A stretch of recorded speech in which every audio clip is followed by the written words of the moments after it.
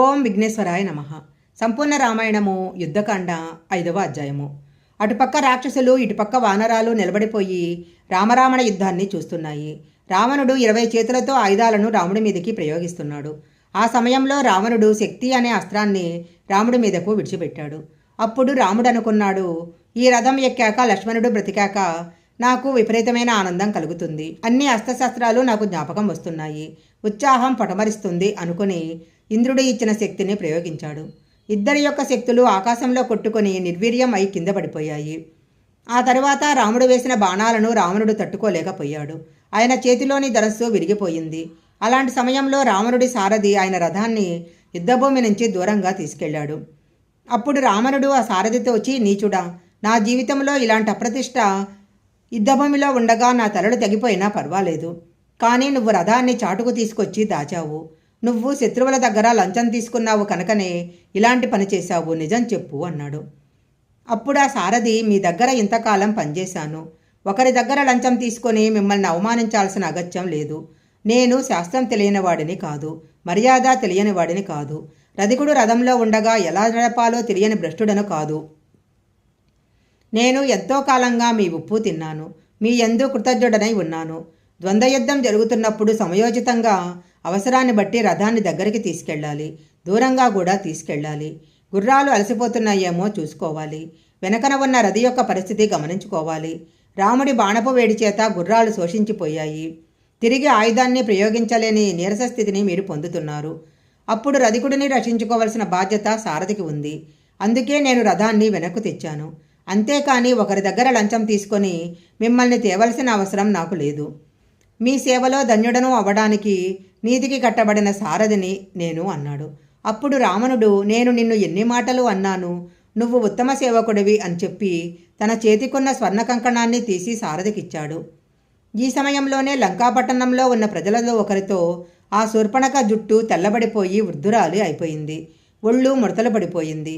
భయంకరమైన వికృత రూపంలో ఉంది. జారిపోయిన కడుపు ఉంది. కఠినమైన మాట కలిగినటువంటిది.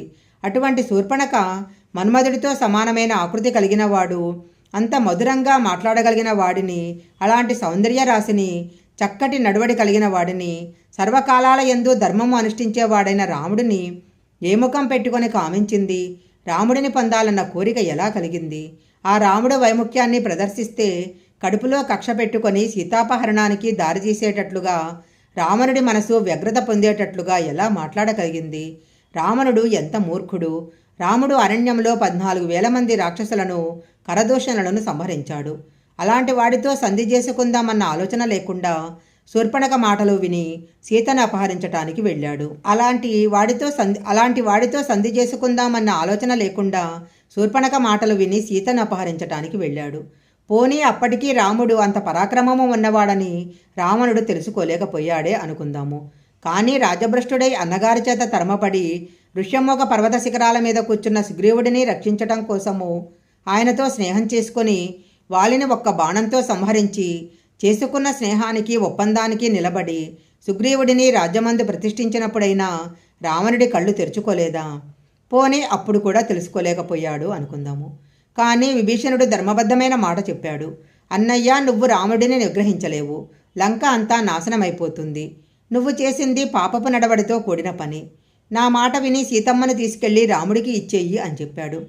విభీషణుడి మాటలు రావణుడు విని ఉంటే లంకాపట్నానికి ఇంత చేటుకాలం దాపరించేది కాదు.